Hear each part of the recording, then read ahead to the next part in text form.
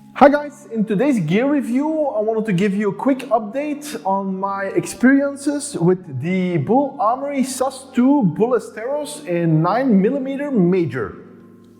I actually own two SAS 2 Bullesteros in 9mm, a stainless steel one and a gold stainless steel one, as you can see here. This is actually my latest purchase and is also my primary match gun. I was actually so pleased with my first Bullesteros that I decided to sell off my STI DVC open in 9mm major to buy another Bullesteros, which enables me to use all the same mags in training and matches for all my guns, because all three of my open race guns are Bul Armory guns, an Ultimate Racer and two Bullesteros, of which this is my match gun. Through the first Bullesteros I shot approximately 6,000 rounds, and through this one I shot approximately 2,300 rounds in 9mm major. What are the upgrades I made to the gun? I actually changed the curved trigger for a straight and extended trigger for my large hands and finger. I've installed the latest generation red dot mount, which is adjustable, especially again for large hands and thumbs. And I've exchanged the nickel sterling red dot for the 6-hour Romeo 3 XL red dot in 6 MOA.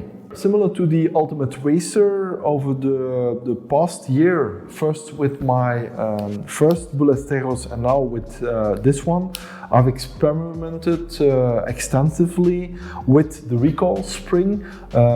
I've used 7, 8, 9, 10 and even 11 in the Bullesteros because it's a much heavier gun and also a much heavier slide.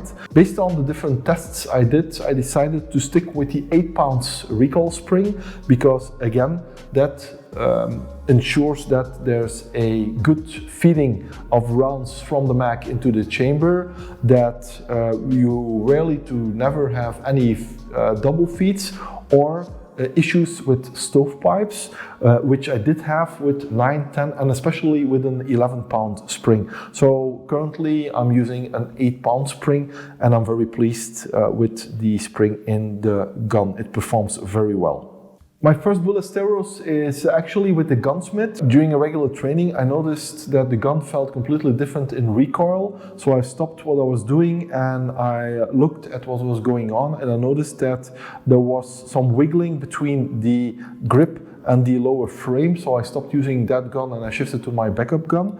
And when I got home I disassembled the gun and I noticed that the small metal piece that is located here against the lower frame was actually broken off and did not retain the frame with the grip anymore. So I took it into the shop where I bought the gun and they're currently working on it, so I'll give you an update later on.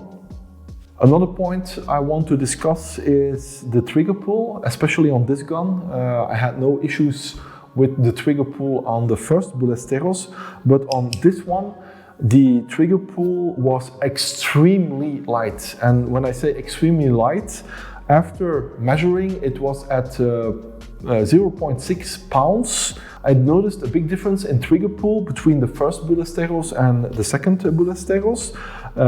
With the first Bullesteros I think I was at 1.6 to 1.8 pounds for the trigger. When I measured the poundage for this particular trigger, it was at 0.6 pounds, which I think is way too sensitive, way too light, and maybe even dangerous. I installed a different and heavier leaf spring, which led to a trigger pull of now 1.9 to 2 pounds, which is a little less sensitive, but much smoother and much safer to handle the gun.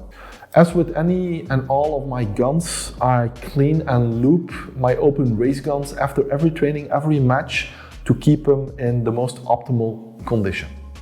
Besides the issue I had with the first Bullesteros where the frame link actually broke off, I do have to say that both on the first and the second one, The finishing of the outside as well as the inside of the gun is of extreme high quality. There's little to no wear and tear on these guns. Even with the gold version here, there's nothing I can complain about.